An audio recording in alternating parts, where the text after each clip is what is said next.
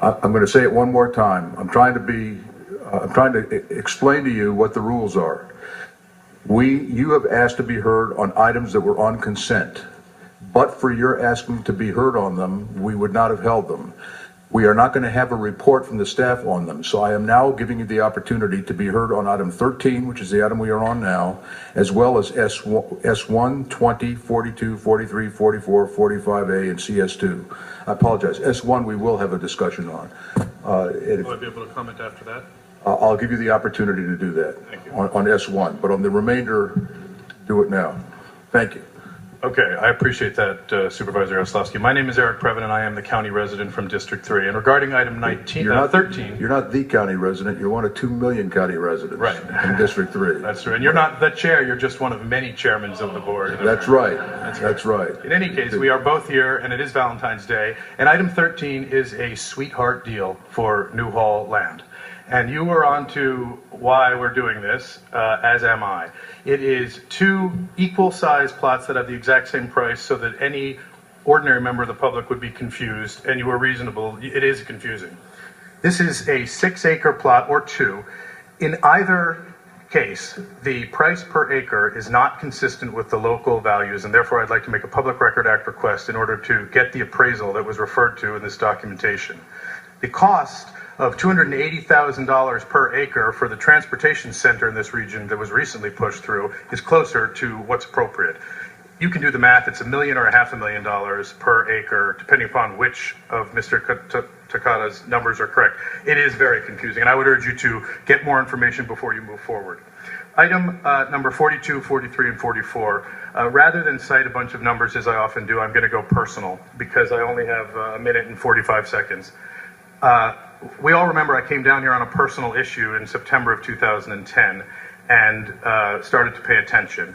One of the first things that came across my desk was the report that you don't want me to hear from Mr. Estabrook about the cost of litigation and the county risk and litigation joint report. The numbers are dismal, as you've heard me say over the last few days, $508 million for the 2 together. The litigation itself is $107 million, up from $94 last year. I believe that the attorney-client privilege is in part to blame, and it is your privilege to either exercise it, as you have done regarding the jails, and can now boast that of the 5 jailhouse violence cases that were waged this year that's considered, you prevailed on all of them. We know, because we've been reading Mr. Federici and Mr. Leonard's work, and the ACLU has been reporting, that this is nothing to boast about. This is a Pyrrhic victory. We want that this board will take the time to really consider a paradigm shift. Mr. Cratley is the claims board director for many years. He's a seasoned balancer of these issues, and we do not like the calculation of more money to lawyers, less to claimants. We do not want more lawsuits. We want to reduce lawsuits. I, like Mr. Antonovich, want to protect the Treasury. But guys, the paradigm is not working. We've seen it in numerous ways. The ordinances on 45A, which I'll just address briefly, regarding football and the beach ordinances. This is an example of changing the laws, Mr. Cratley, without substantial documentation or data to support that. We've asked for that data. Mr. Nahas and I and others have asked for that data, and the result is there is no data. Well, then why change the laws? Mr. Ridley Thomas, I know that we have joked with each other over this year, last year or so, about some of these issues, but it really is not a laughing matter. And I would urge you, if I may finish, well, I would appreciate if I could hear from Mr. Estabrook, who I've been waiting for months because this has been delayed. Thank you, Mr. Previn.